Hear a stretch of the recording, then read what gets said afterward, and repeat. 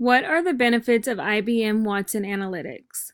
IBM Watson Analytics is an easy-to-use software application that allows you to share analytical information. The analysis that is pulled within this software can be exported to a Word document, PowerPoint, or HTML. This is very useful because these are the three common sources that the information is shared amongst other people. Models can be scheduled at a specified time frame. This is also very helpful because should you choose to pull data within a specific time frame, this allows it to be that much easier.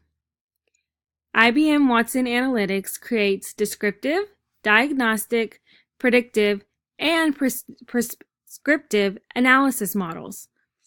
The capability to pull data from multiple data sources and/or blend or transform data is also available with this product.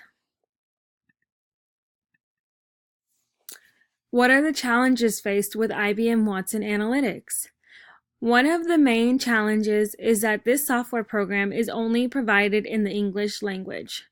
Being that there are so many other languages out there, this can become a barrier to other customers who may want to use this software.